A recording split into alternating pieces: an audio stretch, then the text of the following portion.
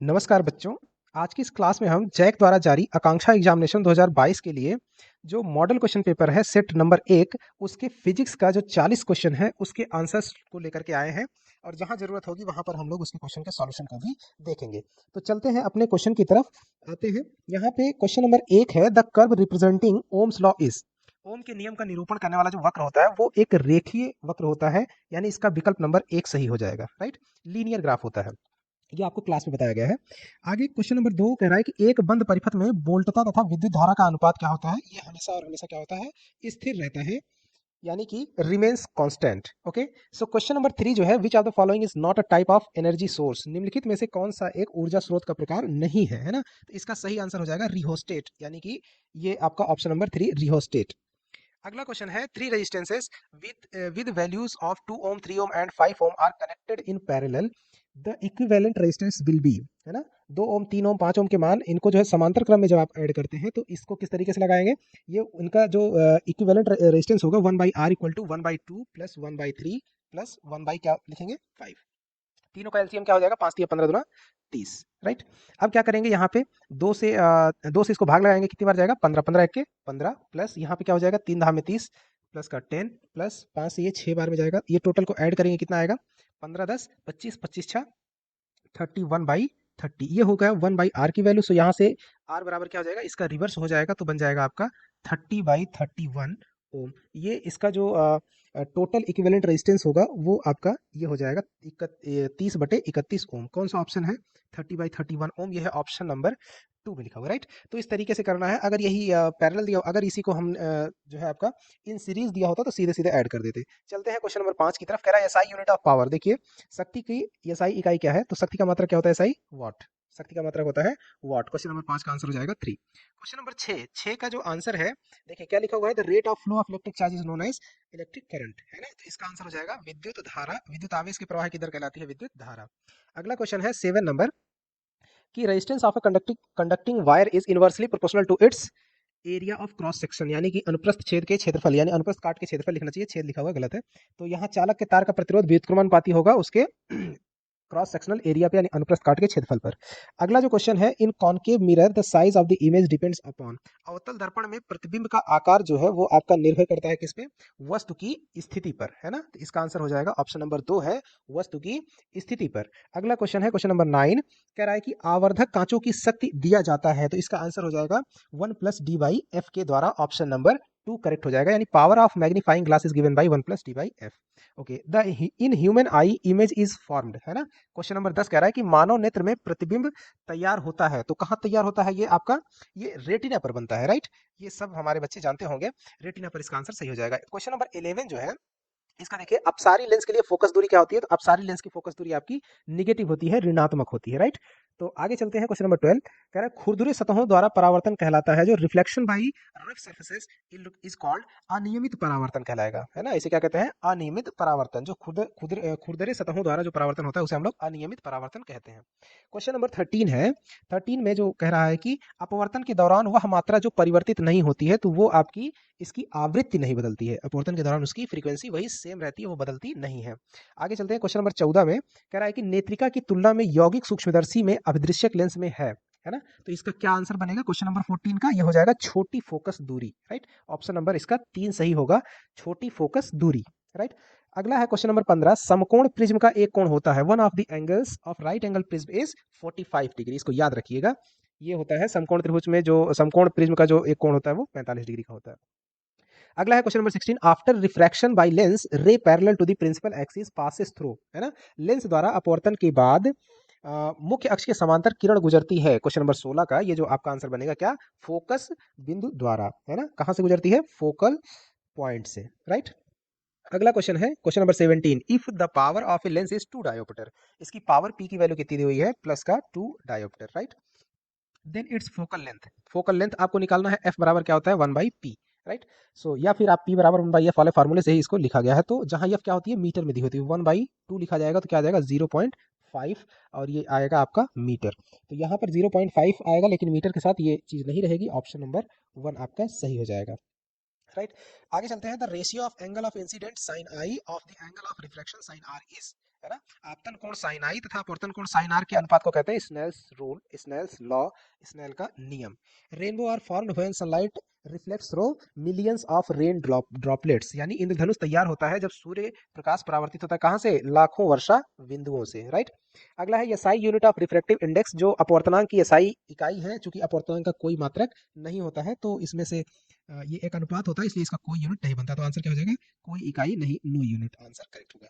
21 in the given diagram the ray of light falls normally on the glass, ये देखिए normally fall हो रही है इस पर, तो आपको क्या करा है कि, और इस यही क्या है, इसका परपेंडिकुलर भी है, the angle of refraction is, तो जब इस तरीके से परपेंडिकुलर होती है तो लाइट क्या करेगी, ऐसे ही सीधे ही निकल जाएगी, वैसी दशा में यहाँ पर परपेंडिकुलर के साथ में जो एंगल बनता है वो क्या बनेगा, 0 डिग्री, और उसी एंगल से ये आगे निकल भी जाएगी, सो आंसर क्या बन जाएगा इसका, 1 का 0 डिग्री।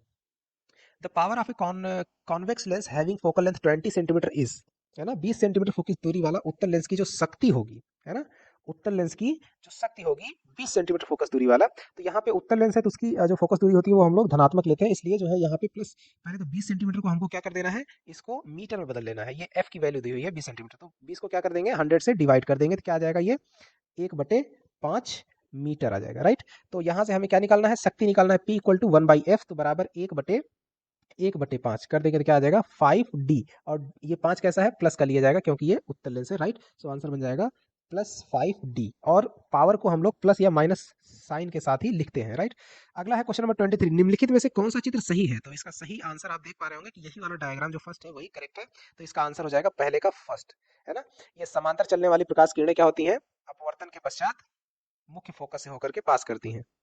आगे the magnetic field inside a long straight solenoid carrying current is, है ना, क्वेश्चन नंबर 24 देखिए, तो ये इसका जो आंसर होता है is the same at all points, है ना, यानी किसी विद्युत धारावाही सीधी लंबी परिनलिका के भीतर चुंबकीय क्षेत्र क्या होता है, आपको बताया गया है कि सभी पॉइंट्स पर क्या होता है, समान होता है, सभी बिंदुओं पर समान होता है, यानी is the same at all points.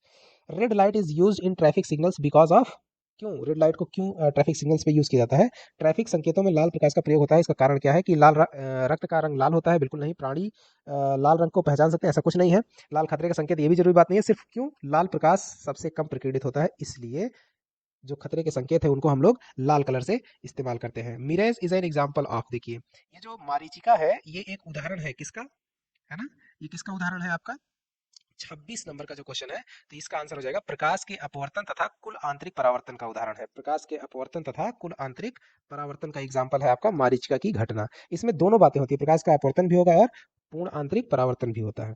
आगे चलते हैं, star appears twinkling in the sky because of, है ना, आकाश में तारे टिमटिमाते हुए दिखाई पड़ते हैं, ठीक, तो किस कारण से दिखाई पड़ते हैं टिमटिमाते हुए, तो वायुमंडल द्वारा प्रकाश के अपवर्तन के कारण, वायुमंडल द्वारा प्रकाश के अपवर्तन, वायुमंडल द्वारा प्रकाश का अपवर्तन, कौन सा वाला ऑप्शन है, ये ऑप्शन आपका 3 नंबर में लिखा हुआ है, ये हो जाएगा करेक्ट।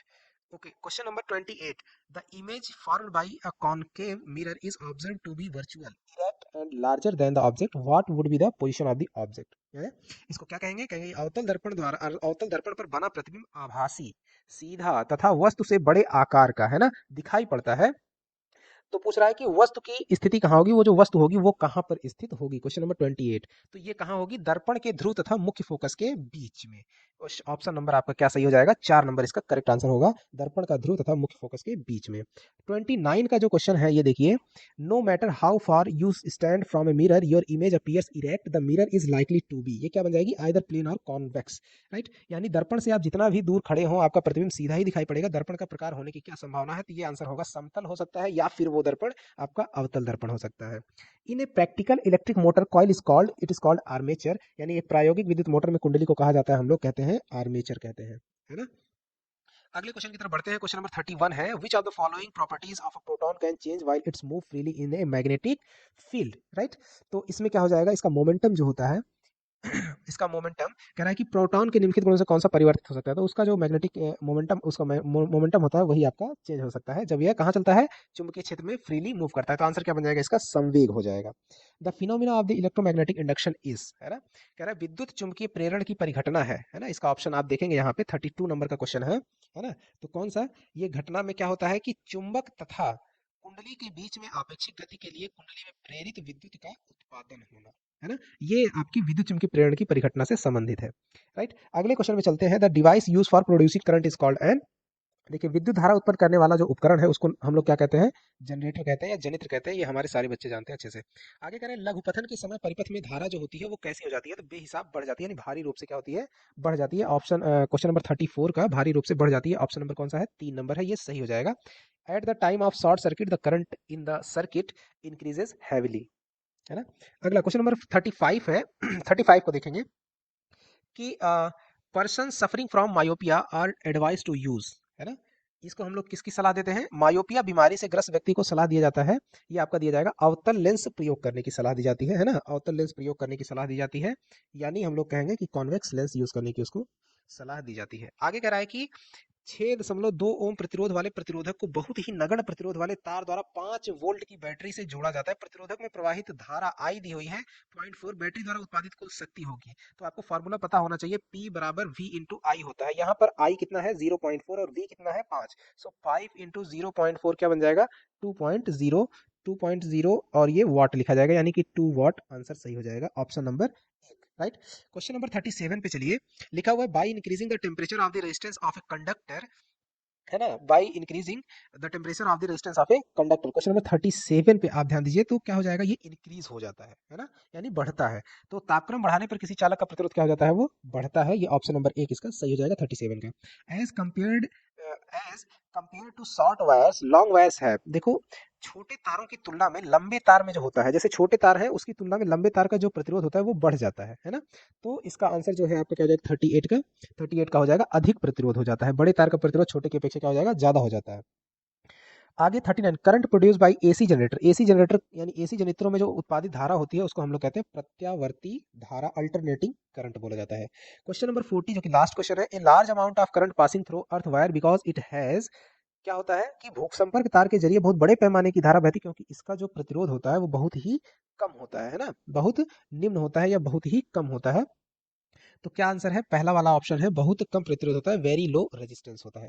तो इस तरीके से प्यारे बच्चों हमने जो है आकांक्षा वाला जो पेपर है फिजिक्स का, जो मॉडल क्वेश्चन पेपर था, उसके 40 क्वेश्चन को हम लोगों ने आपके सामने सॉल्व करके उसके आंसर्स को आपको बताया। उम्मीद करता हूँ कि आपको ठीक लगा होगा, अच्छा लगा होगा। एग्जाम देने से पहले आप इसको जरूर जो है तैयार करके जाइएगा, देख के जाइएगा। आपके एग्जाम में इससे जो है बहुत ही आपका परफॉर्मेंस क्या होगा, बढ़ेगा। ठीक है, तो मिलते हैं अगले मॉडल सेट के साथ में, तब तक के लिए धन्यवाद।